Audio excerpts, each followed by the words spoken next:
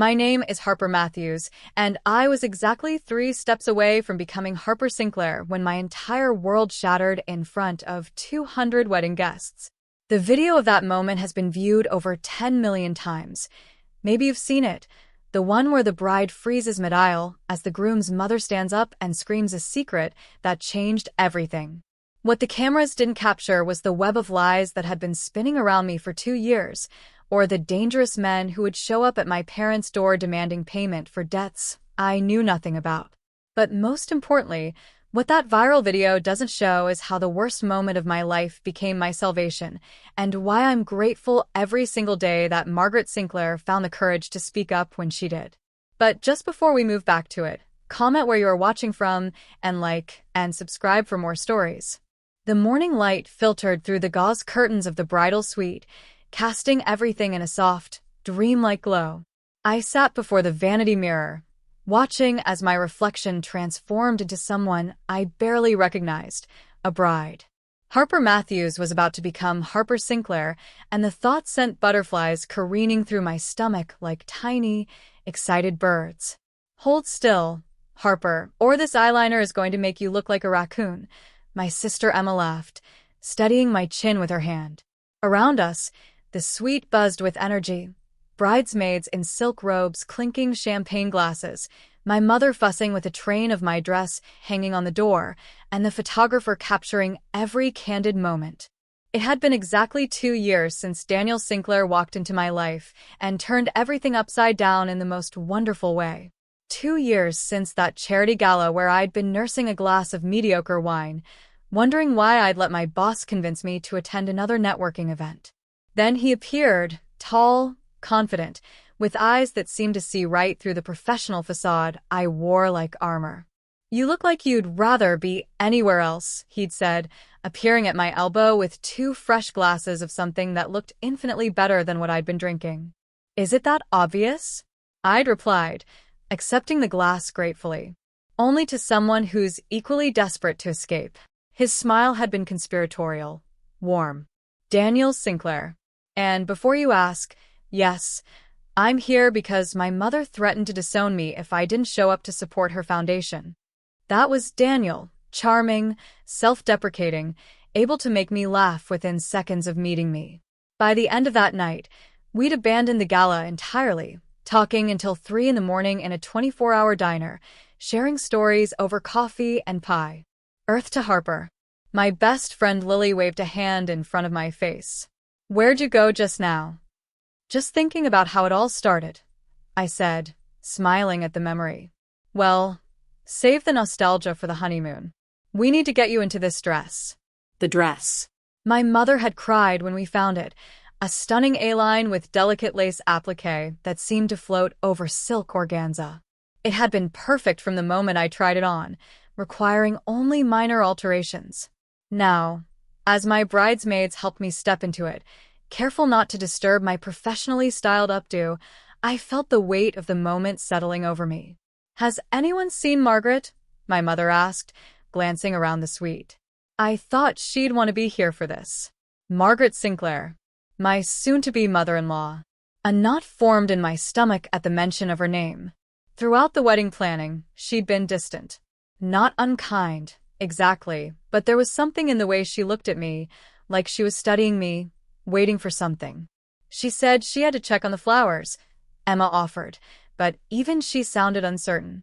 I'd noticed Margaret's strange behavior intensifying over the past week. At the rehearsal dinner last night, she'd stood to give a speech, champagne glass trembling in her hand. She'd started strong, talking about Daniel as a baby, his first steps, his determination, even as a child. But then she'd paused, staring at me with an intensity that made the entire room shift uncomfortably. "Marriage it's built on truth," she'd said, her voice catching. "Without truth, there's nothing. Nothing at all." Then she'd simply sat down, leaving her toast unfinished, while Daniel's father had quickly stood to smooth over the awkward moment with his own jovial speech. "She's probably just emotional," Lily said, reading my expression. "Her only son is getting married." My mom cried for 3 days straight before my brother's wedding. But it wasn't just emotion I'd seen in Margaret's eyes. It was something else, something that looked dangerously close to fear. A knock at the door interrupted my thoughts. "Ladies, we need the bride in 10 minutes, the wedding coordinator called. 10 minutes. In 10 minutes, I would walk down that aisle toward the man I loved. Daniel, who'd proposed on the rooftop of the building where we'd had our first official date. He'd arranged everything: a private dinner under the stars, a string quartet playing our song, rose petals scattered everywhere. When he dropped to one knee, pulling out a ring that had belonged to his grandmother, I'd said yes before he could even finish asking the question. "You look absolutely stunning," my father said when he saw me, his eyes misting. "Daniel is a lucky man." "Thanks, Dad," I whispered, taking his arm. The walk to the chapel felt both endless and too quick. Through the windows, I could see the space transformed into a fairy tale, white roses and baby's breath adorning every pew, candlelight flickering against the stained glass, creating patterns of colored light on the floor. 200 guests had gathered to witness our union, and as the wedding coordinator positioned us at the doors, I could hear the soft murmur of their conversations. "Ready, sweetheart?" Dad asked, squeezing my hand. I nodded, though my heart was racing so fast I wondered if everyone would be able to hear it over the music. The coordinator gave the signal, and the doors opened. The string quartet began playing Pachelbel's canon, and every head turned toward us. There he was. Daniel stood at the altar, devastatingly handsome in his black tuxedo, his smile bright enough to light the entire chapel. His brother stood beside him as best man, and the groomsmen were arranged in a perfect line. Everything was exactly as we'd rehearsed. I took my first step down the aisle, then another. The faces of our guests blurred into an impressionistic painting of smiles and tears. My focus narrowed to Daniel, to the way his eyes never left mine, to the slight nod he gave me as if to say, "We're really doing this." But something was wrong. In my peripheral vision, I saw Margaret in the front row, and she wasn't smiling. She was gripping the pew in front of her, her knuckles white, her face pale as paper. As I drew closer, I could see she was shaking. 5 more steps. 4. 3. Margaret suddenly stood up. "Stop." The word ripped through the chapel like a gunshot. Every muscle in my body froze mid-step, my foot hovering above the ground as if time itself had stuttered to a halt. Margaret Sinclair stood in the front row, her whole body trembling, tears streaming down her carefully made-up face. "Don't marry him." Her voice cracked with desperation. "Should I tell her what you're hiding before she says yes?" The chapel erupted. Gasps echoed off the vaulted ceiling. Someone dropped a program, the sound of paper hitting marble abnormally loud in the sudden chaos. I heard phones being pulled out, the subtle click of cameras, whispers spreading through the pews like wildfire. My bouquet shook in my hands. I couldn't move, couldn't breathe. This wasn't happening. This couldn't be happening. Not here, not now, not in front of everyone we knew. Daniel's face had drained of all color. The confident smile that had greeted me moments ago was gone, replaced by something I'd never seen before: pure, naked panic. His mouth opened and closed like a fish gasping for air, no words coming out. "Margaret, what are you doing?" Daniel's father, Robert, hissed from his seat, reaching for his wife's arm. She yanked away from him with surprising force. "I'm doing what I should have done months ago." Margaret's voice rose, becoming stronger, more determined. "She deserves to know the truth." My chest felt like it was being crushed in a vice. The bodice of my dress, which had fit perfectly moments ago, now seemed to squeeze the air from my lungs. I looked at Daniel, silently begging him to explain, to laugh it off, to tell me his mother was having some kind of breakdown. Instead, he rushed forward, nearly tripping over his own feet in his haste. "She's confused," he said, his voice too loud, too desperate. "Mom's been under a lot of stress with the wedding planning. She's not well." But even as he spoke, I could see the sweat beading on his forehead, the way his hands trembled as he reached for me. This wasn't the reaction of a confused son dealing with an unwell mother. This was fear. "Don't lie to her." Margaret screamed, and the raw pain in her voice made everyone in the chapel flinch. Not here, not in God's house. She deserves better than your lies, Daniel. The whispers grew louder. I caught fragments of conversation. What's happening? Is this real? Someone should do something. My sister Emma had half risen from her bridesmaid position, looking between me and Margaret with alarm. The officiant, an elderly priest who'd married half the couples in town, took a careful step backward, his prayer book clutched to his chest. Even he seemed at a loss for protocol in this situation. Harper, Daniel said, reaching for my hands. His palms were clammy, slick with sweat. Please, let's just continue with the ceremony. We can sort this out later, as a family. As a family. The words should have been comforting, but they felt like another trap closing around me. Sort what out? My voice came out as barely a whisper. Then louder. Sort what out, Daniel? Nothing. There's nothing. Mom's just... He turned to glare at his mother. You're ruining everything. You're sick. You need help. Margaret shook her head slowly, deliberately. The only sick thing here is what you've done. What you're continuing to do. She looked directly at me then, and the sympathy in her eyes was almost worse than the chaos around us. Harper, sweetheart, you don't know the man you're marrying. Please, just listen to me before it's too late. My legs felt like water. The bouquet slipped from my numb fingers, white roses and baby's breath scattering across the aisle. The symbolism wasn't lost on me. Our perfect day, literally falling apart at my feet. I grabbed handfuls of my dress, lifting the hem as I turned and ran toward the side door of the chapel. Behind me, I heard Daniel calling my name, heard the explosion of voices as our guests realized the bride was fleeing her own wedding. I burst into the small anteroom we'd used for last-minute touch-ups, slamming the door behind me. My reflection in the mirror was a mockery. Perfect hair, perfect makeup, perfect dress, all dressed up for a wedding that was imploding spectacularly. Seconds later, the door opened. I spun around, expecting Daniel, but it was Margaret. She closed the door quietly behind her, leaning against it as if to bar anyone else from entering.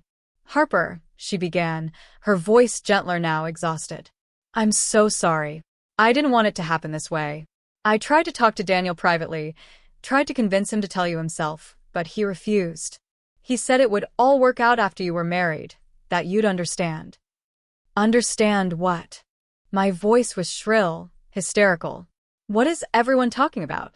What has he done? Margaret reached into her small clutch purse with shaking hands, pulling out an envelope. It was crumpled, as if she'd been carrying it around for days, wrestling with the decision to use it. He's been living another life, she said quietly. A life he's hidden from you, from everyone. There are debts, Harper. Massive debts from gambling, from bad investments he's hidden from his father's company. But that's not the worst of it. The door rattled as someone tried to open it. Daniel's voice came through, muffled but angry. Mom, open this door right now. Don't you dare. The worst of it, Margaret continued, raising her voice over her son's protests, is that he has another family. A woman and a child he's been supporting for 3 years. A child, Harper. A little boy who calls him Daddy. The world tilted. I reached for the wall to steady myself, my engagement ring catching the light. The ring that had belonged to Daniel's grandmother, he'd said. Was that a lie too? You're lying, I whispered, but even as I said it, pieces were clicking into place. The business trips that came up suddenly. The calls he took in private. The way he'd been so insistent that we have separate bank accounts until after the wedding. The door burst open, Daniel shouldering his way past his mother. His face was red, furious.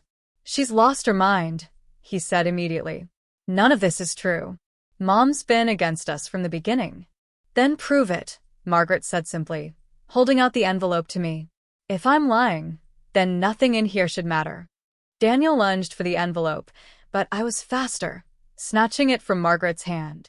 Inside were bank statements with withdrawals I didn't recognize, photos that were slightly blurry but unmistakable. Daniel with a woman I'd never seen before, holding a toddler who had his eyes, his smile. That's not.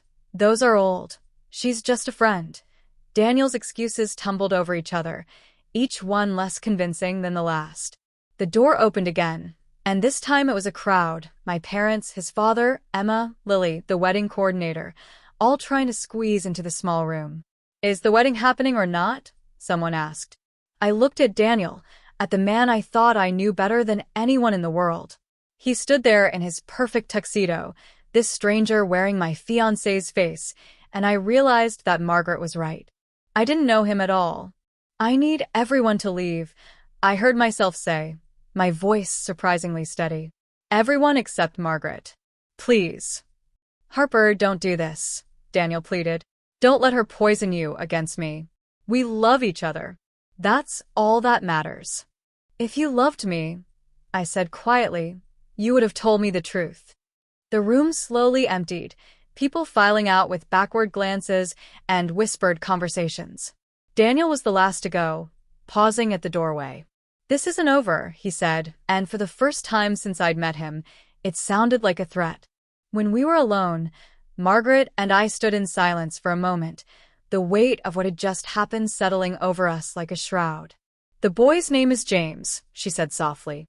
"He's 3 years old. He has Daniel's laugh." I sank onto the small sofa in the corner, my wedding dress pooling around me like spilled milk. Through the door, I could hear the chaos continuing in the chapel, guests unsure whether to leave or stay, probably already posting about this disaster on social media. "What else?" I asked, surprised by how calm I sounded. "What else hasn't he told me, Margaret?" She sat beside me, this woman who should have been my mother-in-law, who had just saved me from a marriage built on lies. "I think," she said carefully, "that's a question only Daniel can fully answer. But Harper, whatever happens next, know that you deserve the truth. You deserved so much better than this." Outside, church bells began to ring, marking the hour when I should have been saying, "I do." Instead, I sat in a crumpled wedding dress, holding evidence of a betrayal I never saw coming, wondering how many other secrets were waiting to be discovered. The perfect beginning had become the perfect disaster, and as much as I wanted to wake up from this nightmare, I knew the worst was yet to come. The anteroom felt like it was shrinking around me. Margaret sat beside me on the small sofa, both of us still in our wedding finery, me in my ruined dream of a dress, her in the elegant navy blue mother of the groom outfit she'd agonized over for weeks. The irony wasn't lost on me. We'd both dressed for a celebration that had become a catastrophe. "I need proof," I said, my voice stronger than I felt. "Real proof, Margaret. Not just blurry photos and bank statements that could mean anything. If I'm going to blow up my life, our lives, I need to know beyond any doubt that this is true." Margaret nodded, reaching into her purse again. This time, she pulled out her phone. "I have everything documented. I've been gathering evidence for months, trying to find the courage to tell you." Her fingers trembled as she scrolled through her photos. "I hired a private investigator. I'm not proud of it, but I had to know the truth about my own son." The door burst open before she could show me anything. Daniel stood there, his bow tie askew, his perfect composure completely shattered. Behind him, I could see guests craning their necks, trying to see the drama unfolding. "Enough," he shouted, slamming the door behind him. "Mother, you've made your point. You've successfully destroyed my wedding. Are you happy now?" "Happy." Margaret stood slowly, facing her son with a dignity I hadn't expected. "You think this makes me happy? Watching my son lie to everyone he claims to love. Knowing what you've become. What I've become?" Daniel laughed, but it was an ugly sound. Nothing like the warm laughter that had made me fall in love with him. "I became exactly what you and Dad raised me to be. Successful. Ambitious. Someone who gets what he wants." "We didn't raise you to be a liar," Margaret shot back. "Didn't you?" Daniel's voice dropped dangerously low. "Every dinner party where we pretended to be the perfect family? Every time Dad's affairs were swept under the rug? Every time you told me to keep quiet about the family's dirty secrets? You taught me that appearance is everything, Mother. Don't act shocked that I learned the lesson." I stared at him, this stranger wearing my fiancé's face. Your father had affairs? Daniel turned to me, his expression shifting instantly to something softer, more pleading. That's not. Harper, that has nothing to do with us. Mom's trying to confuse you, to make this about old family drama. No, Margaret said firmly. I'm trying to prevent Harper from making the same mistake I did. I stayed silent for 30 years, Daniel. I won't watch another woman go through that. You need to leave, Daniel said to his mother, his jaw clenched. Now. I'm not going anywhere without Harper, Margaret replied. The tension in the room was suffocating. I stood up, the weight of my dress suddenly unbearable. Both of you stop. Just stop. I turned to Daniel. I need you to answer one simple question. Just one. Do you have a child with another woman? The silence stretched between us like a chasm. Daniel's face cycled through emotions, anger, calculation, desperation, before finally settling on something that looked almost like resignation. It's complicated, he said finally. Those two words shattered whatever was left of my heart. Complicated, I repeated numbly. Having a child with someone else while we were together is complicated. We weren't together when it happened, he said quickly. It was during that break we took, remember? 3 years ago, when you said you needed space to figure things out. I thought back to that time. We'd been dating for 6 months, and I'd gotten scared by how fast things were moving. I'd asked for a 2-week break to clear my head. 2 weeks. You had a child with someone during a 2-week break? My voice was rising, becoming shrill. And you never thought to mention it? Not when we got back together. Not when you proposed. Not once during the entire wedding planning. I was going to tell you, Daniel said, running his hands through his perfectly styled hair. After the honeymoon, when things were settled. I laughed, and it sounded hysterical even to my own ears. You mean when it would be harder for me to leave? When you'd understand that it didn't change anything between us, he corrected. The child, James, he's taken care of. Financial support, everything. You'd never have to deal with it. Deal with it? I couldn't believe what I was hearing. It's your son, not an inconvenient business transaction. Margaret pulled out a manila folder from her purse. How much evidence had she brought? And handed it to me. The boy's birth certificate, she said quietly. Daniel is listed as the father. He signed it. I opened the folder with numb fingers. There it was in black and white. James Daniel Morrison. Father, Daniel Robert Sinclair. The date of birth put conception exactly during our break. Who is she? I asked, not looking up from the paper. The mother? Her name is Rebecca Morrison. Margaret answered when Daniel remained silent. She was a bartender at that resort in Miami where Daniel went during your break. Miami. He'd said he was going there for a business conference. Another lie? Or had the conference been real and Rebecca just a side story he'd never intended to continue? She's nobody, Daniel said quickly. Just a mistake. She's the mother of your child. I threw the birth certificate at him. It fluttered to the ground between us like a white flag of surrender. Your son's mother is not nobody. A knock at the door interrupted us. Harper.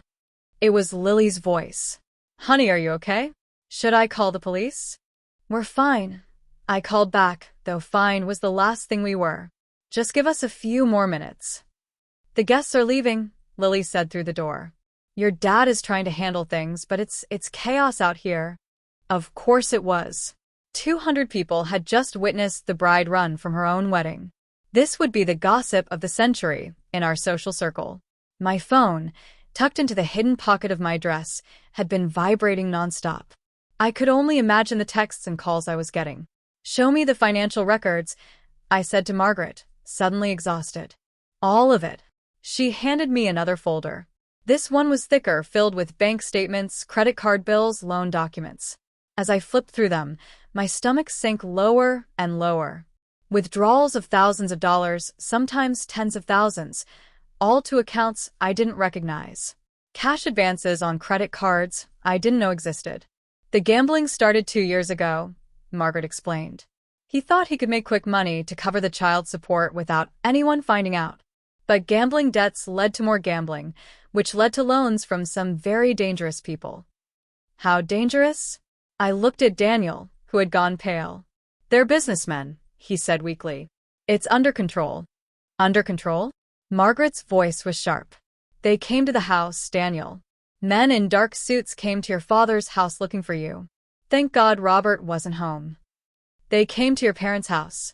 I couldn't process this. The Daniel I knew was careful with money, conservative even. We'd spent hours planning our financial future together, talking about savings and investments and college funds for our future children. How much do you owe? Daniel wouldn't meet my eyes. Including everything? About $300,000. I sank back onto the sofa. $300,000. We'd been planning to buy a house after the honeymoon. Had he been planning to use my savings to pay off his debts? There's more, Margaret said gently. More. I laughed, but it came out as more of a sob. What could possibly be worse? He's been fired from the firm. I looked at Daniel sharply. You told me you got promoted last month. We celebrated. You bought champagne. I was going to fix it, Daniel said desperately. I have job interviews lined up. You never had to know. When? I interrupted. When were you fired? 6 weeks ago. 6 weeks. He'd been pretending to go to work for 6 weeks. Getting dressed in his suit every morning, kissing me goodbye, coming home with fake stories about his day. The level of deception was staggering. Why? I asked. Why were you fired? Daniel's jaw clenched. Internal politics. It wasn't my fault. Margaret sighed. He was caught using the company credit card for personal expenses. Gambling expenses, specifically. They gave him the option to resign quietly instead of pressing charges. I stood up abruptly, needing to move, to do something with the nervous energy coursing through me. My wedding dress swished around me as I paced the small room. So, let me see if I have this straight. You have a 3-year-old son you never told me about. You owe $300,000 to potentially dangerous people. You've been fired from your job and have been lying about it for 6 weeks. Am I missing anything? The apartment, Margaret said quietly. What apartment? I spun to face her. He's been keeping an apartment downtown. For Rebecca and James. I looked at Daniel. You've been paying for an apartment? While we've been living together? While we've been planning our future? She needed somewhere safe to live, he said defensively. I couldn't just abandon them. But you could lie to me about them? I was shouting now, and I didn't care. You could stand at that altar and promise to love and honor me while hiding an entire other life? I do love you. Daniel moved toward me, but I backed away.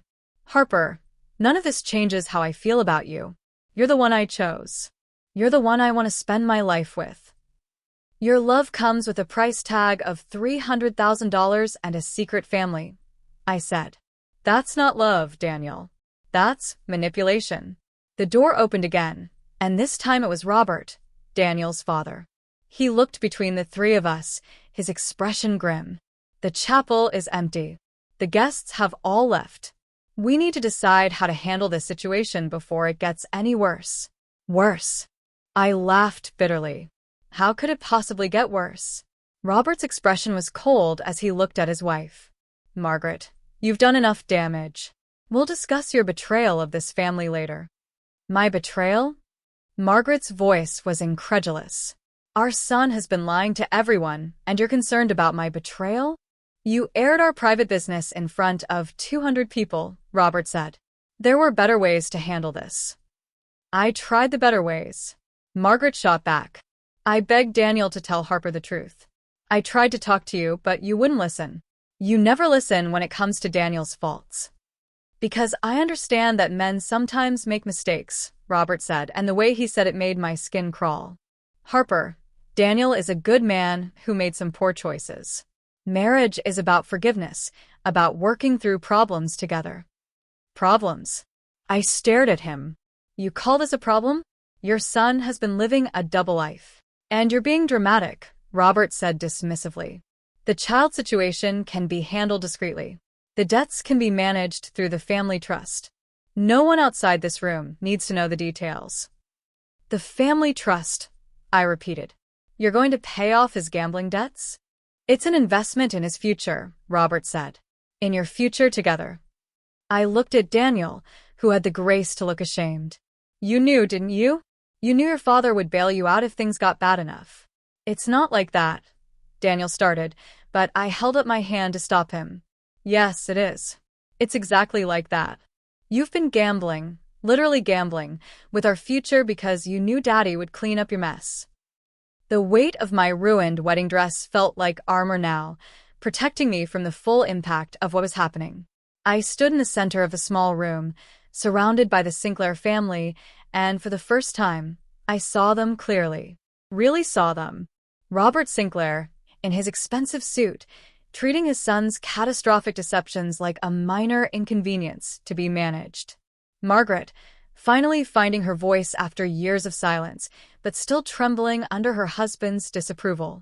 And Daniel, my Daniel, except he wasn't mine at all, was he? He belonged to a web of lies, so complex I was only beginning to understand its scope. Harper, Daniel said, reaching for my hand. I jerked away, and he flinched. Please, just let me explain everything. From the beginning. The beginning? I laughed, but there was no humor in it. When was the beginning, Daniel? When you met Rebecca. When you started gambling. When you decided I was too stupid to handle the truth. I never thought you were stupid, he said quickly. I was trying to protect you. Protect me? My voice rose again. From what? From making an informed decision about my own life. My phone buzzed again in my pocket. This time I pulled it out, needing the distraction. Dozens of messages filled the screen. From my parents, my sister, friends, co-workers who'd been at the wedding. But one stood out, an unknown number with a Miami area code. I'm sorry. You deserve to know the truth. Rebecca. I held up the phone to Daniel. She's texting me. Your other woman is texting me at my wedding. Daniel's face went white. She shouldn't have your number. How does she have your number? I gave it to her, Margaret said quietly. Yesterday. I hoped maybe she could convince you to tell Harper the truth before today. You've been conspiring with her? Daniel turned on his mother, his face twisted with rage. You brought that woman into this? That woman, Margaret said firmly, is raising your son. She deserves more respect than you've ever shown her. I looked at the text again. Rebecca. She had a name. She was real. This was all real. Call her, I said suddenly.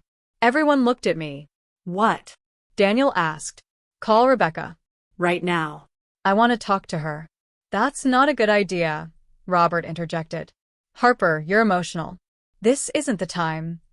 This is exactly the time, I said, my voice steady. I'm standing here in my wedding dress in a room full of people who've been lying to me.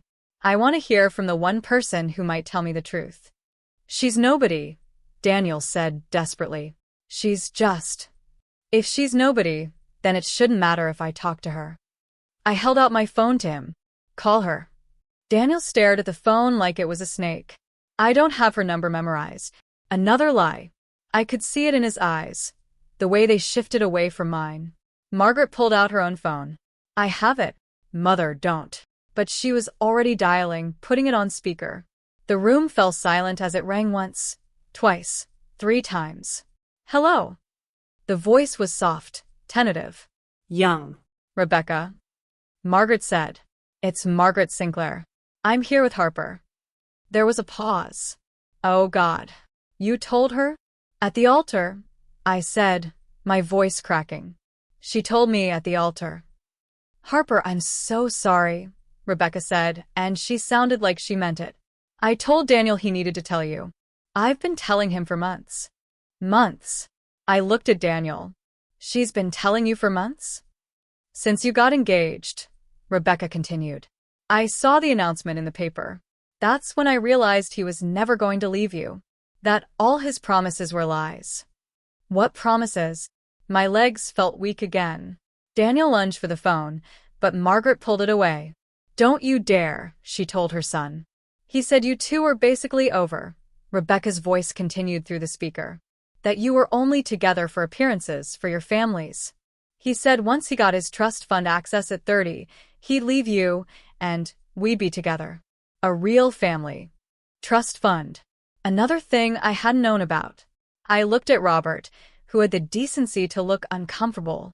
He gets a $5 million trust fund on his 30th birthday, Robert explained. In 2 months. 2 months. We'd scheduled the wedding specifically so we'd be married before his birthday. I'd thought it was romantic, wanting to enter his 30s as a married man. But it was about money. It was always about money. The prenup, I said suddenly remembering. You insisted on a prenup to protect your trust fund. That's standard, Daniel said quickly. You understood that. I understood you were protecting premarital assets. I didn't understand you were about to come into $5 million that I'd have no claim to if we divorced. Harper, Rebecca's voice came through the phone again.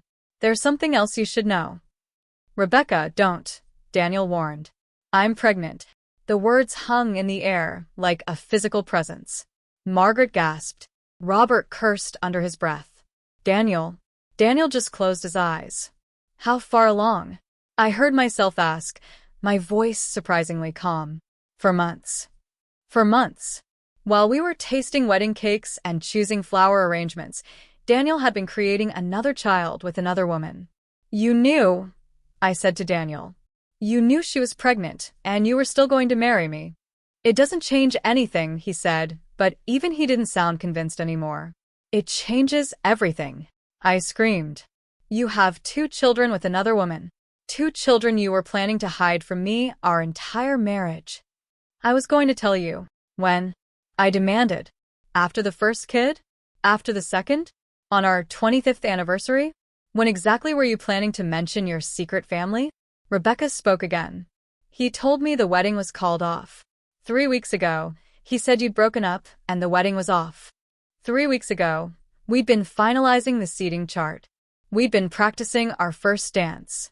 We'd been making love, and he'd whispered that he couldn't wait to call me his wife. I have the texts, Rebecca continued. I can send them to you. All of them. Every promise he made. Every lie he told. That's enough, Robert said sharply. He grabbed Margaret's phone and ended the call. This has gone far enough. No, I said. It hasn't gone nearly far enough. I turned to Daniel. The locked drawer in your study. What's in it? Daniel's face, already pale, went gray. Nothing important. Then open it, Harper. Open it, or I call Rebecca back and ask her to send me everything. Daniel reached into his pocket and pulled out his keys with shaking hands. He removed a small key from the ring and held it out to me. It's just financial documents. Nothing you need to worry about. I took the key. It was warm from his pocket, such a small thing to hold such big secrets. Where's the drawer? In his apartment, Margaret said. In the desk in his home office. Our apartment. Our home office. The room where he'd supposedly been working on briefs and case files while I made dinner. The room where I'd brought him coffee during late nights, kissing his forehead and telling him not to work too hard. We're going there, I said. Right now. Harper, be reasonable, Robert said. You're in your wedding dress. The media might be there. We need to manage this situation carefully. I don't care about managing the situation, I said. I care about the truth. I headed for the door, my dress rustling with each step. Behind me, I heard them following, Daniel, Margaret, Robert, all of them trailing after me like some perverse wedding processional. The chapel was indeed empty, but the evidence of our destroyed wedding was everywhere. Overturned programs, abandoned bouquets, my wedding cake still standing at the reception hall entrance, 3 tiers of white fondant and sugar roses mocking me with their perfection. Lily was waiting by the door, my car keys in her hand. I figured you'd need these, she said, pressing them into my palm. Your parents took your dad's car. They wanted to give you space. Thank you, I whispered. Do you want me to come with you? I looked back at the Sinclair family. No. This is something I need to do myself. The drive to our apartment, my apartment, I corrected myself, since apparently nothing about our life together was real, was surreal. Still in my wedding dress, driving through downtown while people stared and pointed. Daniel had tried to get in the car with me, but I'd locked the doors. He was following in his own car, his parents with him. The apartment building's doorman did a double take when he saw me. Mrs. Sinclair? I mean, miss, congratulations on your...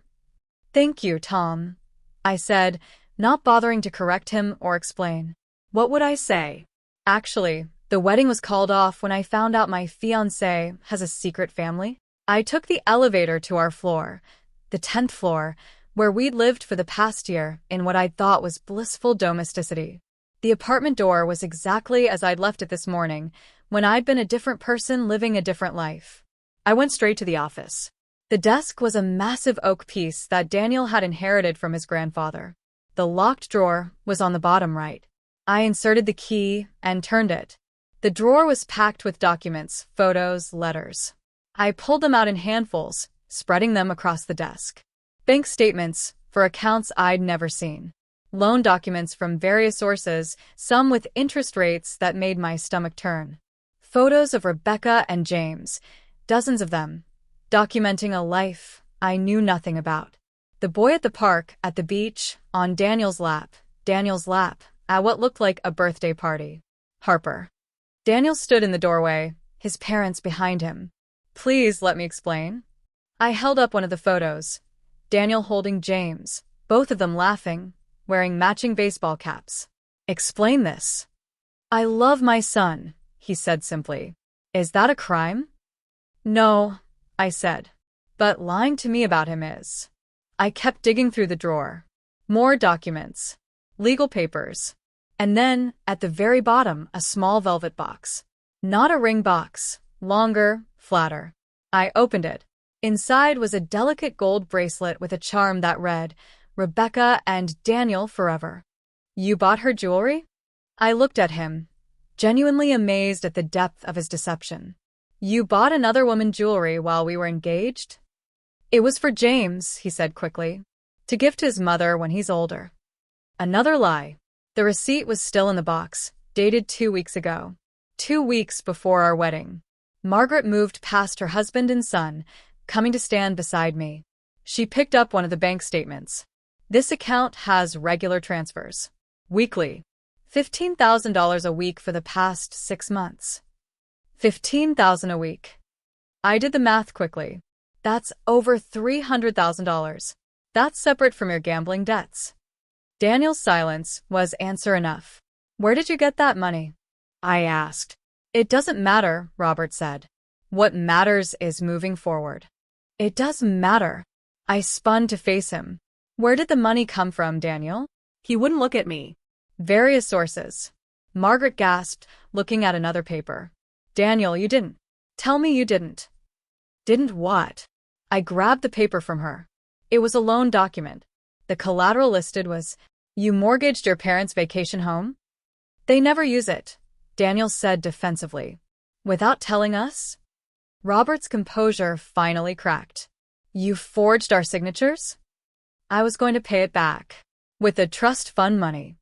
The trust fund you weren't going to get for 2 more months, I pointed out. What if they'd called the loan before then? They wouldn't. What if they had? Daniel's jaw clenched. Then I would have handled it. How? By stealing more money? By forging more signatures? By telling more lies? I looked around the office, at the life we'd built together.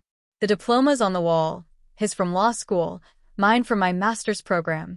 The photo from our trip to Paris, where he'd first said he loved me. The engagement photo we'd used for our save the dates. All of it was built on lies. I need you all to leave, I said quietly. Harper. Daniel started. Get out. My voice was stronger now. Get out of my apartment. Our apartment, he corrected. No. I pulled out my phone, scrolling to find the lease agreement I'd photographed for our records. My apartment.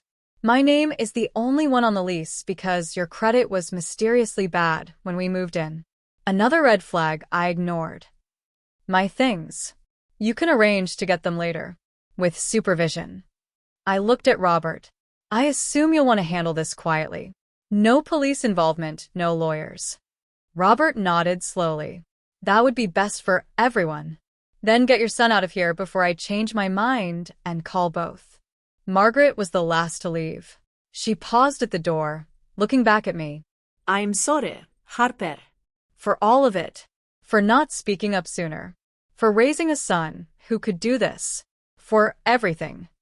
Did you know about the second pregnancy? I asked. She shook her head. I only knew about James and the debts. If I'd known about the new baby, she trailed off. I would have found a way to tell you sooner. I promise you that. After they left, I stood in the silence of the apartment. Our apartment. My apartment. The place where Daniel had made me breakfast in bed. Where we'd slow danced in the kitchen. Where we'd planned our future, our children, our life together. I walked to the bedroom, still in my wedding dress, and looked at myself in the full-length mirror. My makeup had run, leaving dark streaks down my cheeks. My hair, so carefully styled this morning, was a mess. The dress, my beautiful, perfect dress, looked like a costume now, like I'd been playing dress-up in someone else's life. I reached for the zipper, then stopped. There was one more thing I needed to do. I picked up my phone and scrolled to Rebecca's text. Before I could lose my nerve, I typed back, "Send me everything." The response was almost immediate. Screenshots started flooding in. Texts from Daniel promising to leave me. Promises to be a real family. Declarations of love. Plans for their future together. And worse, so much worse, were his messages about me. How I was cold. Controlling. How he was only marrying me for my connections in the legal world, my family's reputation. One text, sent just last night while we were supposed to be at our rehearsal dinner, stood out. After tomorrow, everything changes. Once I have access to the trust fund and Harper's savings, we can disappear. Just you, me, James, and our new baby. The life we deserve. He'd been planning to leave me, to take my money and run. The wedding wasn't the beginning of our life together. It was meant to be his escape plan. I sank onto the bed, my wedding dress pooling around me, and finally, I let myself cry. Not delicate tears, but body-shaking sobs that felt like they were ripping me apart from the inside. The man I loved didn't exist. He never had. Daniel Sinclair was a fiction, a character he'd played to get what he wanted. And I'd fallen for it completely. My phone rang. "Lily. Honey, where are you? Your parents are worried sick." "I'm home," I said, though the word felt foreign now. "I'm at the apartment. I'm coming over." "Lily. I'm already in my car. You're not going through this alone." I looked around the bedroom, at the wedding gifts piled in the corner that we'd planned to open after our honeymoon. At Daniel's tuxedo jacket thrown over the chair where he'd left it this morning when he'd gone to get ready with his groomsmen. At the plane tickets to Bali on the nightstand, our honeymoon that would never happen. "Bring wine," I said to Lily. "Lots of wine." "Already in the trunk," she replied. "And ice cream. And tissues. And a baseball bat in case we need to smash things." Despite everything, I almost smiled. "I love you." "Love you too, babe. Be there in 10. I hung up and looked at my reflection again. Harper Matthews, I'd never become Harper Sinclair, thank God, stared back at me. Broken, deceived, humiliated, but still standing. Still here. I thought about Margaret's words at the altar. She deserves the truth. Yes, I did. I deserved the truth, and now I had it. Every ugly, painful piece of it. Daniel had a son he'd hidden from me. Another baby on the way. Debts that could destroy him. A plan to steal from me and disappear. The truth was agony, but it was also freedom. I reached for the zipper of my dress again, ready to shed this costume of a life that was never real. As I did, one more text came through from Rebecca. "I'm sorry this happened to you, but I'm glad you found out. He would have destroyed you like he destroyed me. At least now you can walk away." Walk away. Yes, that's exactly what I was going to do. Walk away from the lies, the manipulation, the carefully constructed fiction of our relationship. But first, I had a wedding dress to get out of, and a life to rebuild from the ashes of this spectacular disaster. I didn't sleep that night. How could I? Every time I closed my eyes, I saw Daniel's face at the altar, that perfect, lying smile that had fooled me for 2 years.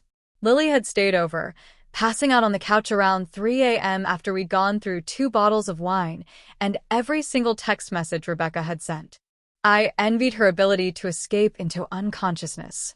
My mind wouldn't stop racing, replaying every moment, every conversation, searching for the signs I'd missed.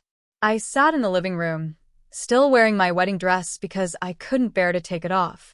Taking it off meant accepting this was real, that my wedding day had actually ended with me discovering my fiancé's secret family and criminal activities. The dress had become a strange sort of armor, protecting me from the full reality of my situation. My phone buzzed on the coffee table. Daniel. He'd been calling and texting all night. Harper, please. We need to talk. I can explain everything. You're not being rational. Don't throw away what we have. I love you. Rebecca means nothing. Answer your phone. Please. The latest one was different. My father wants to meet with you. He has a proposition. I stared at that last message. A proposition. Like this was a business deal gone wrong that could be fixed with the right terms. The Sinclair way, throw money at the problem until it disappears. A knock at the door made me jump. It was 6 a.m. Who would be here at 6 a.m.? I looked through the peephole. Robert Sinclair stood in the hallway, looking immaculate despite the early hour. Of course. When he said he wanted to meet, he meant on his timeline. I opened the door, but didn't invite him in. Robert. His eyes took in my appearance, still in my wedding dress, makeup smeared, hair a disaster. Harper. May I come in? No. He sighed. I have a check for $500,000 in my pocket. I think you'll want to hear what I have to say. $500,000. More than enough to cover Daniel's debts and then some. Blood money, I realized. Hush money. 5 minutes, I said, stepping aside. He entered, his eyes scanning the apartment, probably calculating its value, determining how much it would cost to make me disappear from his son's life. He sat on the armchair across from the couch where Lily was still sleeping. Daniel made mistakes, he began. Mistakes. I laughed, but quietly, not wanting to wake Lily. He has 2 children with another woman. He stole money. He forged signatures. Those aren't mistakes, Robert. Those are crimes. Crimes that could ruin him, Robert agreed. And you. The scandal of this wedding will follow you for years. Every potential employer, every future romantic partner will Google you and find stories about the bride who was left at the altar because her fiancé had a secret family. He wasn't wrong. I'd already seen the social media posts. Someone had recorded video of Margaret's outburst. It had already been shared hundreds of times. But it doesn't have to be that way, Robert continued, pulling out an envelope. $500,000. Sign an NDA.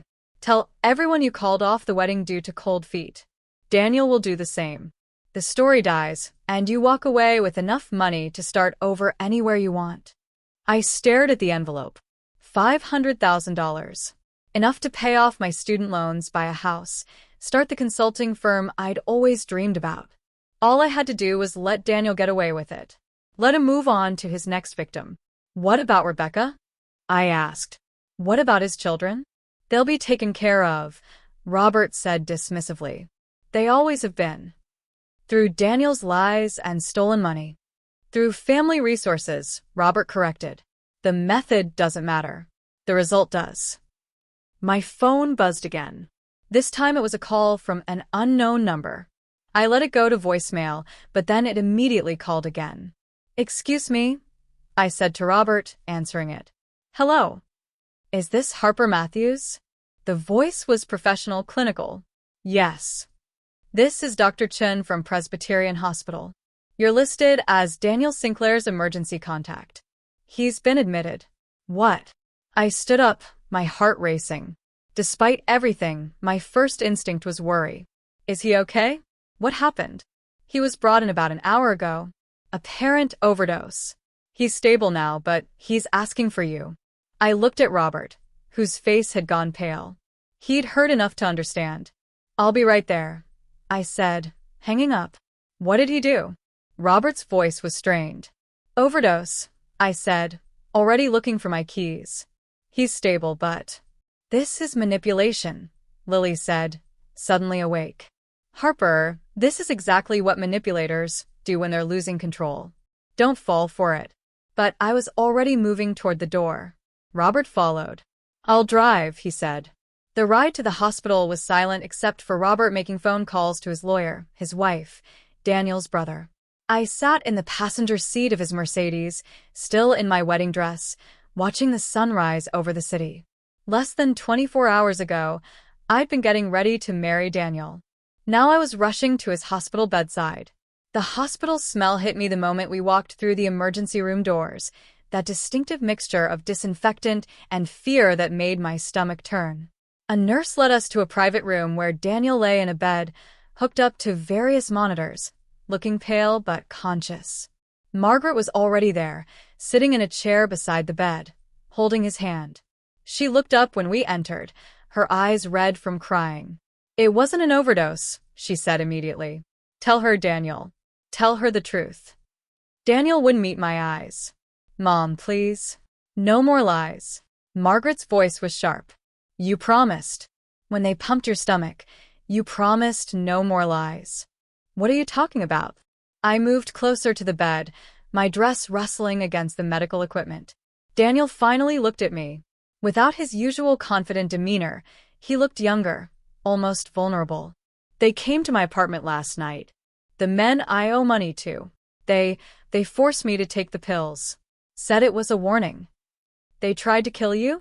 My voice came out as a whisper. "No," Daniel said. "They were very specific about the dose. Enough to hospitalize me, not enough to kill me. They said next time they'd visit you." The room spun. I grabbed the rail of his bed to steady myself. "They threatened me?" "They know about your savings," Daniel continued, his voice flat. "They know about your parents' retirement fund. They know where your sister lives. They know everything because I told them. I gave them everyone's financial information as collateral." "You did what?" Robert's voice was deadly quiet. "I was desperate," Daniel said. "I thought I could win it back. I was so close so many times. But the house always wins, right?" He laughed bitterly. I sank into a chair, my mind reeling. "My parents? Emma? You put them all at risk." "I can fix it," Daniel said quickly. "The trust fund." "The trust fund you don't get for 2 months," I interrupted. "What happens when they come back before then?" Silence. "How much?" I asked. "The real number. Not what you told me yesterday." Daniel closed his eyes. 800,000. With interest. 800. Robert cut himself off, his face turning an alarming shade of red. "You told us 300. I thought I could handle the rest," Daniel said weakly. My phone rang. It was my father. With shaking hands, I answered. "Harper, honey, are you okay? There's a man here at the house. He says he needs to talk to you about Daniel's debts. Should I call the police?" "No," Daniel said, having heard my father's voice. "If you involve the police, they'll—" He stopped, but we all knew what he meant. "They'd hurt someone. Dad, don't open the door. I'll handle it. Just stay inside, okay?" "Harper, what's going on?" "I'll explain later. Please, just trust me." I hung up and looked at Daniel. "Fix this. Now." "I need the money first." "From where?" I stood up, anger overtaking fear. "Your father's check won't cover it. My savings won't cover it. So where?" Margaret spoke quietly. "I have it." We all turned to look at her. "My inheritance from my mother," she continued. "I never told Robert about all of it. I have 900,000 in an account in Switzerland. I can wire it today." "Margaret," Robert started, but she cut him off. "It's my money. My decision." She looked at Daniel. "But there are conditions." "Anything," Daniel said quickly. "You sign over full custody of James to Rebecca. You enter rehab for gambling addiction. You have no contact with Harper ever again. And you tell the truth, all of it, to everyone we know. No NDA, no cover story. You own what you did." "Mom, I can't." "Then I let them come for you," Margaret said simply. "Your choice." I watched this play out like a scene from someone else's life. This couldn't be real. But then my phone buzzed with a text from my sister. "There's a man outside my apartment. Harper, I'm scared." "Do it," I told Daniel. "Sign whatever she wants. Just make them stop." Daniel nodded, defeated. Margaret pulled out her phone and made a call. Within minutes, She was transferring money, speaking in rapid French to someone at a bank. "It's done," she said after what felt like hours but was probably only 10 minutes. "The money will be in their account within the hour." Daniel made his own call then, his voice subdued as he confirmed the transfer and begged them to leave our families alone. When he hung up, he looked hollow. "They're gone," he said. "It's over." But it wasn't over. Not even close. A knock at the door interrupted us. A woman entered, pretty, with dark hair and tired eyes. She was holding the hand of a small boy who had Daniel's eyes, Daniel's smile. "Rebecca. The nurse said you were awake," she said to Daniel, then noticed the rest of us. Her eyes widened when she saw me in my wedding dress. "Oh my God. Harper. "I'm so sorry." I didn't know you'd be here." "It's okay," I heard myself say, though nothing about this was okay. The little boy, James, broke free from his mother's hand and ran to Daniel's bed. "Daddy, the nurse said you were sick. Did you eat too much candy?" "Mommy says too much candy makes you sick." Daniel's face crumpled. He pulled James up onto the bed, holding him tight. "Yeah, buddy. Something like that." I watched them together, father and son, the family Daniel had hidden from me. James chattered about his toy dinosaurs, completely unaware of the devastation around him. Rebecca stood awkwardly by the door, one hand on her pregnant belly. "When's the baby due?" I asked her, needing to fill the silence with something. "December," she said. "It's a girl." A girl. Daniel would have a daughter. 2 children who would grow up knowing their father was a liar and a thief. "I have the custody papers," Rebecca said, pulling documents from her purse. "My lawyer drafted them this morning when Margaret called." This morning. Margaret had been planning this since yesterday, I realized. She'd known Daniel would need leverage to agree to her terms. Daniel signed the papers without reading them, his hand shaking. When he handed them back to Rebecca, she looked at me. "I know you probably hate me." "I don't hate you," I interrupted. "You were lied to just like I was." "He told me you were separated," she said. "For months, he told me you were separated. I only found out the truth when I saw your engagement announcement. By then, I was already pregnant with this one." She touched her belly again. "Why didn't you tell me?" I asked. "I tried. I sent you a message on Facebook months ago, but it must have gone to your spam folder. Then Margaret found me, and she said she'd handle it. I hoped she could convince Daniel to tell you himself." My spam folder. I thought of all the messages I'd ignored, dismissed as random noise. One of them had been a warning that could have saved me from this humiliation. "I should go," Rebecca said, taking James's hand. "Come on, baby. Daddy needs to rest." "But I don't want to go," James protested. "We'll come back tomorrow," Rebecca lied smoothly. According to the papers Daniel had just signed, he wouldn't see James again until the boy was 18, and only then if James wanted to see him. After they left, the room fell silent again. Robert stood by the window, looking out at the city. Margaret sat beside Daniel, not holding his hand anymore, but not leaving either. And I stood there in my ruined wedding dress, feeling like a ghost at my own funeral. "The real truth," I said suddenly. "I want to hear it. All of it. From the beginning." Daniel looked at me, exhausted. "Harper, you owe me that much." He nodded slowly, then began to talk. The truth was worse than I'd imagined. The gambling had started in college, small bets on sports games. He'd been good at it, or lucky, winning more than he lost. It became a rush, an addiction he fed in secret. By law school, he was betting thousands on single games, using student loan money, credit cards, anything he could get his hands on. He'd met Rebecca during a particularly bad streak. He'd lost $50,000 in a weekend and had gone to Miami to clear his head. She was bartending at his hotel. She was kind, uncomplicated, nothing like the high-pressure world he lived in. When I'd asked for a break in our relationship, he'd run straight to her, seeking that simplicity again. "But I loved you," he said, looking at me. "I do love you. You were everything I wanted to be, successful, ethical, stable. When I was with you, I could pretend I was that person too. So I was what your beard, Your cover story for being a decent human being? No. You were my chance at redemption. I thought if I could be the man you deserved, maybe I could leave all the rest behind. But you couldn't. The debts were too big.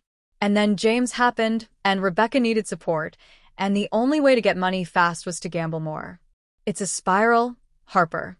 Once you're in, you can't get out. You could have asked for help, Margaret said quietly. We would have helped you. Would you? Daniel looked at his father. Would you have helped Dad? Or would you have lectured me about weakness and failure and how Sinclairs don't make these kinds of mistakes? Robert didn't answer, which was answer enough. I need to leave, I said suddenly. The walls were closing in, the hospital smell was making me nauseous, and I couldn't stand to look at Daniel's face for another second. Harper, wait, Daniel called as I reached the door. I know you'll never forgive me, but I need you to know, it wasn't all lies. The way I felt about you, that was real. I turned back to look at him one last time. No, Daniel, it wasn't. Real love doesn't come with conditions. Real love doesn't require lies to survive. Real love doesn't put everyone around it in danger. What you felt for me was possession, maybe obsession, but it wasn't love. So that's it, he asked. 2 years just gone? 2 years of lies, I corrected. And yes, they're gone. Along with my savings, my dignity, and my faith in my own judgment. You took everything from me, Daniel. Everything except the one thing you never had, my future.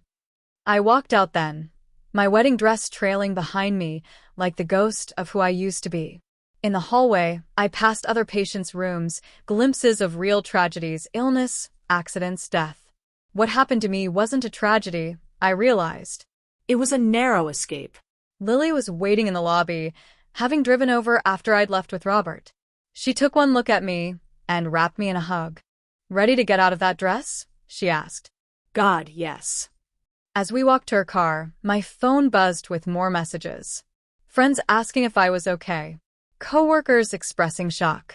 My boss offering me time off. The world hadn't stopped because my wedding had imploded. Life was moving forward, with or without me.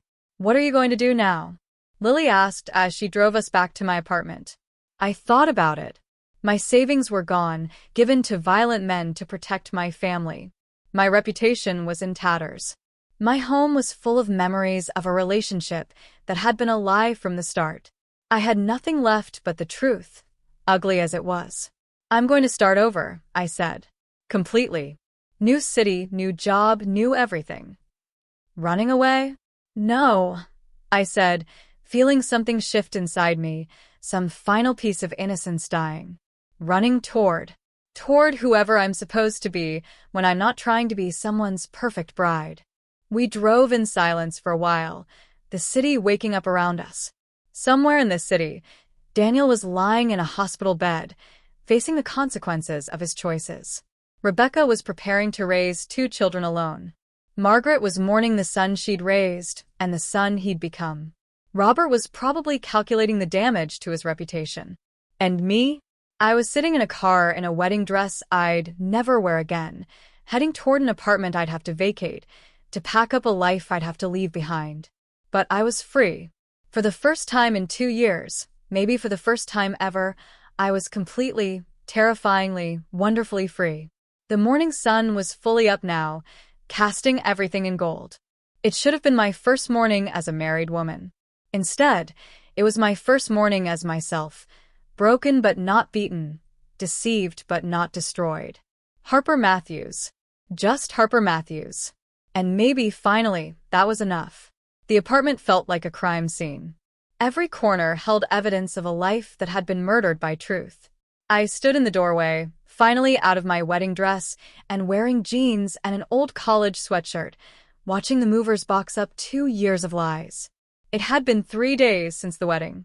3 days since my entire world had imploded in front of 200 guests. The internet had been merciless. Someone had posted the video of Margaret's outburst, and it had gone viral. Worst wedding fail ever was trending. I'd become a meme. People had turned my pain into entertainment, adding funny captions to screenshots of my shocked face. This one. Lily held up a framed photo from our trip to Greece last summer. Daniel and I were laughing on a beach in Santorini, looking like the perfect couple. Trash, I said without hesitation. She tossed it into the garbage bag with satisfying force. We'd been doing this for hours, sorting through possessions, dividing what was mine from what was his, what was real from what was tainted by association. My phone rang. Emma. How are you holding up? My sister asked. I'm packing. Mom wants to know if you're coming to dinner Sunday. Sunday dinner. As if life could just continue as normal. As if I could sit at my parents' table and make small talk over pot roast when everyone knew what had happened. I can't, I said. The movers are coming Monday. I have too much to do. Harper, you can't just run away.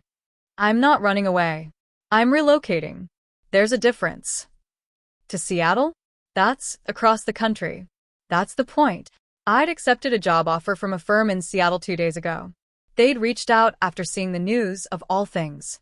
My old law school mentor worked there and thought I might need a fresh start. The irony that my public humiliation had led to a job opportunity wasn't lost on me. What about your job here? Your friends? My job gave me indefinite leave after the partners saw the video. Apparently, having an associate who's internet famous for being lied to isn't great for the firm's image. And my friends. I looked at Lily, who was aggressively throwing Daniel's belongings into boxes marked, "Return TO sender." My real friends will stay in touch. Emma sighed. What about Daniel? What about him? Has he tried to contact you? Every hour. Every single hour since I'd walked out of that hospital room. Daniel had tried to reach me. Calls, texts, emails, even a handwritten letter delivered by courier. I'd ignored them all until this morning, when I'd finally sent a single response. Contact my lawyer. He's not my problem anymore, I told Emma. After I hung up, Lily and I continued packing in companionable silence. She'd taken the week off work to help me, claiming she needed a vacation anyway. We both knew she was really there to make sure I didn't fall apart completely. A knock at the door interrupted us. I looked through the peephole and felt my stomach drop. Rebecca stood in the hallway, James beside her, holding a small gift bag. I opened the door. Rebecca, what are you doing here? I'm sorry to just show up, she said, looking uncomfortable. I wanted to. James made something for you. The little boy held up the bag shyly. Daddy said you were sad. I made you a picture to feel better. My heart broke a little. This innocent child, caught in his father's web of lies, trying to comfort a stranger he'd been told was important. Thank you, James, I said, taking the bag. That's very kind of you. Can I use your bathroom? James asked, doing the universal small child dance of urgent need. Of course. Down the hall, first door on the right. As James ran off, Rebecca and I stood awkwardly in the doorway. I know this is weird, she said. But I needed to thank you. In person. Thank me? For what? For not hating me. For not blaming me. For being decent about all of this. You could have made my life hell and you didn't. I looked at this woman. Young, pretty, pregnant, raising Daniel's son alone, and felt a strange kinship. We were both victims of the same con artist. Do you want some tea? I asked. She looked surprised. Really? Really? We sat at my kitchen table, soon to be someone else's kitchen table, while Lily entertained James in the living room with YouTube videos on her phone. How long were you together? I asked. You and Daniel? We weren't really. It was just a few weeks in Miami. Then he left and I found out I was pregnant. When I told him, he said he'd take care of everything, but he needed time to sort things out first. 3 years of sorting things out. Yeah. She rubbed her pregnant belly absently. I kept believing him. Every time he'd visit, he'd promise that soon we'd be a real family. He was so convincing. He was good at that. The money helped, Rebecca admitted. I'm not proud of it, but I'm a single mom with no college degree. The money he sent meant I could raise James properly, give him a good life. I told myself it was enough. What changed? I saw your engagement announcement. His mom, Margaret, had been sending me money for months, but I didn't know who she was. Then I saw the announcement with both your names, and I realized the checks were from his mother. That's when I knew he was never leaving you. So you reached out to Margaret? She reached out to me, actually. Said she'd hired someone to investigate where Daniel's money was going. When she found out about James, she came to Miami to meet us. That must have been awkward.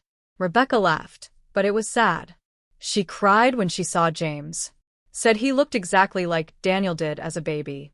She's been trying to convince Daniel to tell you the truth ever since. Why didn't she just tell me herself? Earlier? She hoped Daniel would do the right thing. She still believed he could be better than he was. Rebecca paused. She loves him, you know. Despite everything, she loves her son. That's why this is killing her. James ran back into the kitchen. Mommy, the lady has a cat video. That's nice, baby. We need to go soon. Actually, I said, surprising myself, would you like to stay for lunch? I was going to order pizza, and I have way too much food to pack anyway. Rebecca looked at me like I'd suggested something insane. Maybe I had. You want to have lunch with your ex-fiancé's secret baby mama? When she put it like that, it did sound insane. But what about the last week hadn't been insane? Why not? I said. Nothing about this situation is normal. Why pretend otherwise? So we ate pizza together, me, Lily, Rebecca, and James. It should have been awkward, but instead, it was oddly cathartic.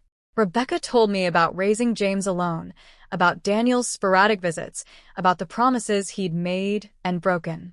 I told her about the wedding planning, the lies I believed, the signs I'd missed. He had a locked drawer, I said, in his office. I never questioned it, just accepted that everyone deserves privacy. He had 2 phones, Rebecca countered. Told me one was for work. He said his mother was difficult, that she didn't approve of me. He said you were cold and controlling. We looked at each other and laughed. Actually laughed. It was absurd, the whole situation, and sometimes absurdity demands laughter. What will you do now? I asked her. My sister lives in Portland. She said James, and I can stay with her until the baby comes. After that. She shrugged. I'll figure it out. Single mom of 2 isn't what I planned, but it's better than waiting for someone who's never coming. After they left, Lily looked at me with something like awe. I cannot believe you just had lunch with her. She's not the enemy, I said. She never was. No, but it's still weird. Everything about this is weird. That evening, as we continued packing, my phone rang with a number I didn't recognize. Against my better judgment, I answered. Harper. It was Margaret. I'm sorry to bother you. I wanted to check on you. I'm fine, I said automatically. No, you're not. And that's okay. You don't have to be fine. Something about her voice, the maternal concern in it, made my throat tight. How's Daniel? In rehab. We had him transferred directly from the hospital. He's resistant, but the program is good. 90 days minimum. And Robert? Divorcing me. She said it matter-of-factly, like mentioning the weather. 32 years of marriage, and he's leaving because I embarrassed the family. Though I suspect he's really leaving because I hid money from him. He can't forgive that breach of trust. She laughed bitterly. Ironic, isn't it? Margaret, I'm sorry. Don't be. It's long overdue. I've been sleepwalking through my life for decades, accepting things I shouldn't have, staying quiet when I should have spoken. What happened at your wedding? I'm sorry it hurt you, but I'm not sorry I did it. It woke me up too. Where will you go? I have a sister in Vermont. I'll stay with her while the divorce goes through. After that, who knows? I'm 63 years old and free for the first time in my adult life. It's terrifying and exhilarating. We were quiet for a moment, 2 women on opposite ends of life, both starting over because of the same man's lies. Harper, Margaret said finally, I know Daniel hurt you terribly, but don't let him steal your ability to trust. Don't let him make you hard. How do I trust anyone again after this? You start small. You trust yourself first. Then you trust people who earn it, not people who demand it. And you remember that Daniel's lies don't define your truth. 6 months later, I stood in my Seattle apartment, looking out at the space needle lit up against the evening sky. The one-bedroom apartment was small but mine, decorated with thrift store finds and not a single photo from my life before. My new beginning had a view of the mountains and smelled like the coffee shop downstairs. "You ready?" My coworker Amit stood in my doorway, dressed for the firm's holiday party. Almost. I grabbed my coat, a practical rain jacket, so different from the designer pieces that had filled my old closet. The party was at a restaurant overlooking Elliott Bay. I'd been dreading it all week, knowing there would be questions. There were always questions when people found out who I was. The wedding video had millions of views now. I'd become an unwilling symbol of betrayal, a cautionary tale told at bachelorette parties. "So," Amit said as we walked, "fair warning. There's someone at the party who wants to meet you. Please tell me it's not another journalist." "No, nothing like that. It's actually Harper." I turned at the familiar voice. David Chin stood there, looking exactly as he had in law school, minus the stressed-out student aura. We'd dated briefly our first year, before deciding we were better as friends. He'd moved to Seattle after graduation, and we'd lost touch. "David, what are you doing here?" "I work at Preston and Associates. We're co-counsel on the Morrison case with your firm." He smiled, that same easy smile I remembered. "I heard you'd moved to Seattle. I've been hoping to run into you. And you just happened to be at our holiday party?" "Amit might have mentioned you'd be here," he admitted. "I wanted to see how you were doing. After everything." Of course he knew. Everyone knew. "I'm fine," I said, the automatic response I'd perfected over the last 6 months. "No, really. How are you?" I looked at him, this person who'd known me before Daniel, before the lies, before I became internet famous for the worst day of my life. "I'm surviving," I said honestly. "Some days are better than others. Do you want to get some air? Party's pretty stuffy anyway." We walked along the waterfront, the December air cold and damp. David didn't push, didn't ask questions, just walked beside me in comfortable silence. "I saw the video," he said finally. "I'm sorry that happened to you." Everyone saw the video. True. But not everyone knew you before. Not everyone knows that the Harper in that video, in that dress, looking so shocked and hurt, that's not who you really are. Isn't it? I was naive enough to believe him, blind enough to miss all the signs. You were in love. That doesn't make you naive. It makes you human. We stopped at a bench overlooking the water. The city lights reflected on the bay, beautiful and distant. "I got an email from him last week," I said. "Daniel. From rehab." David waited. He wanted to apologize. Said he's been working through his issues, understanding his patterns. His therapist thought it would be good for him to reach out, make amends. Did you respond? No. What would I say? "Thanks for the apology. Hope rehab is going well. Glad you're working on yourself after destroying my life." "Your life doesn't look destroyed from where I'm sitting." I looked at him. "You don't know what I lost. I know what you gained. Freedom from someone who didn't deserve you. A fresh start in a great city. A job at one of the best firms in Seattle. The chance to rebuild on your own terms." My phone buzzed. Lily, sending pictures from her company's holiday party back home. She was wearing an elf costume and making ridiculous faces. I smiled despite myself. "See," David said. "Not everything from before was a lie. Your friendship with her is real. Your career is real. Your strength is real. When did you become so wise?" "Therapy. Lots and lots of therapy." He grinned. "Turns out law school anxiety doesn't just go away with graduation." We walked back to the party together. Inside, the firm's partners were making speeches about the year's successes. My boss mentioned the big win I'd had on the Patterson case, and people applauded. For a moment, I wasn't the girl from the wedding video. I was just Harper Matthews, good lawyer, valued colleague. Later, as the party wound down, David found me again. "I know this might be too soon," he said, "but would you like to get coffee sometime?" Just coffee. Just catching up. I thought about Margaret's words about learning to trust again, starting small. Coffee sounds nice. Christmas came and went quietly. I flew home for 2 days, enduring the pitying looks from extended family and the well-meaning but painful questions. Emma was pregnant, glowing with happiness, and I was genuinely happy for her even as it highlighted my own derailed plans. "Any news about Daniel?" my mother asked when we were alone in the kitchen. "He's still in rehab."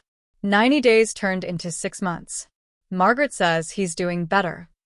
"You talk to Margaret?" "She calls sometimes. We have a strange friendship, I guess. Bonded by trauma." "And the other woman? Rebecca?" "She had the baby. A girl, like she said. Named her Emma, actually. She sent me a picture." My mother's eyes widened. "She sent you a picture of Daniel's baby?" "We text occasionally. She's doing well in Portland. Her sister helps with the kids." "Harper, that's unusual." "Nothing about this situation is usual, Mom." New Year's Eve, I stood on the roof of my apartment building with some neighbors, watching fireworks over the Space Needle. At midnight, my phone flooded with messages. One stood out.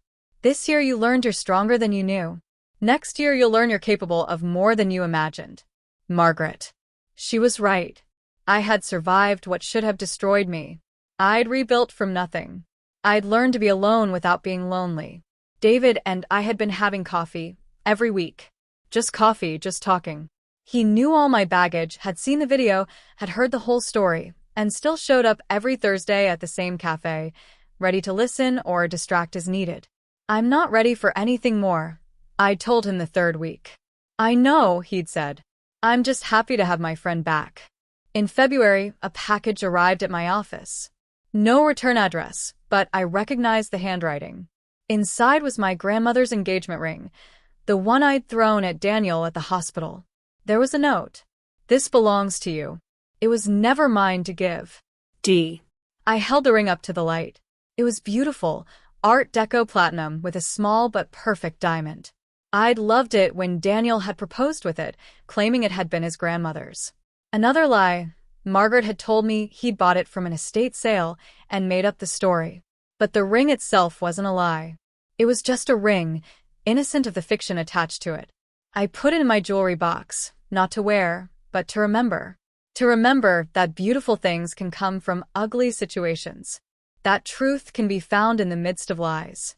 That sometimes the real gift is discovering what's genuine before it's too late. March brought unexpected news. Robert Sinclair had died of a heart attack. Margaret called, crying. "I know I shouldn't be sad," she said. "He was leaving me. He was cold and controlling and enabled Daniel's worst qualities. But 32 years. You can't just erase 32 years." I flew back for the funeral, standing in the back of the church where I should have been married. Daniel was there, out of rehab, looking healthier but hollow. He saw me but didn't approach. The restraining order I'd filed ensured that. After the service, Margaret found me. "Thank you for coming." "Of course." "Daniel's doing better. The rehab helped. He's working at a nonprofit now, helping gambling addicts. Court-ordered community service, but he seems committed to it." "That's good." "He wanted me to tell you something." I tensed. "He said to tell you that you were right. What he felt wasn't love.